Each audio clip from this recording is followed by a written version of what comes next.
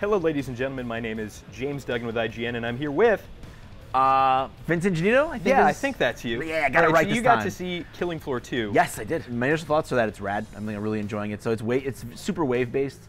Something that I love about shooters, I miss from old school shooters, is just having these firefights, these engagements that are kind of like puzzles that you solve with guns. You know, different monster types that are weak to different kinds of things, that present different kinds of challenges, and then you have to kind of figure out, hey, like, who do I take out first? You know, do I want to use my primary weapon ammo here? Do I want to use secondary, weapon ammo here? You know, I want to conserve for the next round. All these kind of little micro decisions that you make really fast in shooters, like say Doom, which I still play. I still fire up Doom 2 every once in a while because not a lot of games scratch that itch of fighting hordes of monsters and having to kind of figure out engagements in that way. But Killing Floor 2 feels like that already. Yeah, you'd think that it wouldn't be too difficult to figure out how to shoot a zombie in the face, but there's certainly a rhyme and reason too, because it's all wave-based. There's points of entry for everything. Yeah. And the coolest part about Killing Floor is kind of like, you know, fortifying up a position and defending against these waves of increasingly difficult zombies. Yeah, So, and they've got different unique abilities too. Like, it was amazing how much I learned just sitting down and picking the developers' brains a little bit. Like, they have one enemy type, I believe it's called the Banshee,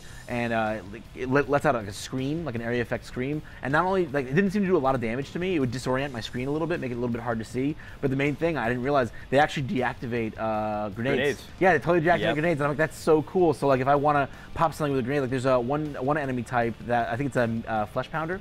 Flesh pounders are big. Yeah, they're big, they're badass. meaty, they'll literally pound you into the ground, but they're super weak to grenades. So it's like when that's a perfect example. You come up against like a horde of little dudes, you know, a flesh pounder and one of these banshees, and your instinct is like, hey, I want to throw a grenade, clear out all those little guys, and do a lot of damage to that flesh pounder. But if you do that, it doesn't explode. It doesn't explode. What? So your mindset has to be like, oh, I got to take out that banshee first, then I can throw the grenade. So it's all kinds of little micro decisions like that. Great. All right, let's talk about another awesome kind of system in the game, and that's, of course, the perk system, also known as kind of classes or roles, what have you. There were 7 in the initial game.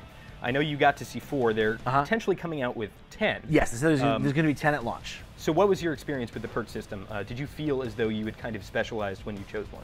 So, you know, we had the unique experience of starting from level 0, like just like level 1, like right from the get-go, and then after we played a couple matches that way, they let us play a level 25 character in the same class, and so that's already a big difference, right? I believe the original Killing Floor, it was just 6 levels, right, to a perk. Yeah, 6 levels. There wasn't as much leveling up, and it sounds like from what you were telling me that there was a lot less in terms of customization. Like, the perk system now is a lot meatier, it sounds like, from what it used to be. So as you level up, you passively just automatically get stat boost in certain areas. So as a support player, support's kind of all about shotguns, right? So you get more shotgun penetration, more shotgun damage, better shotgun range, things like that, and other little things as well. Increased welding. That's the other thing the support guy does is the welding, right? Increased welding speed, so you can fortify doors and stuff. But now there's a whole other separate thing where at set levels, I think it was, I want to say it was every 5 levels. There's actually a binary choice of passive skills and abilities that you can have. So, for instance, at the first level, at the first perk level, it was like level 5. You could choose either to have drastically increased starting ammo for all your weapons, or you can choose that you'll be a resupply point for your teammates, so that once per round, everyone can resupply their ammo off of you. And you can change that. It's not like you decide once and then you're done. It's like you can change that, not within one game, but like, you know, not within like between waves. But you can respec. Every time you go to start a game, you can set up your skills the way you want. So it ends up being like 5 or 6 different decisions that you make, and depending on, you know, what you do, you're gonna play a little bit differently. So it sounds like they've iterated on a lot of stuff from Killing Floor 1, but certainly one thing that was not in Killing Floor 1 that I have seen in Killing Floor 2 is just the beautiful visual fidelity. Oh my God, it's gorgeous. So they added little touches like you can take a perk that allows you to reload faster, but instead of just having that be a faster animation, it's a completely different animation. They actually got like a professional... Yeah, weapon specialist to come in and actually do... And the cool thing about those reloads, they're all possible. Like, a human did those. So it's like, it looks like it's impossible that no one could possibly do it, but that was 100% done by a person, and they just captured it. So I saw the M4 one, and it just looks like he takes the magazine out and puts it back in. But when I look closer, he had a magazine in his hand, and then he drops that one, puts it in. Yeah. So it's really fantastic. Yeah, super stuff. And another thing I really like is all the points of articulation on every monster. Every monster has like 16 different like points that you can slice off a limb or do something with.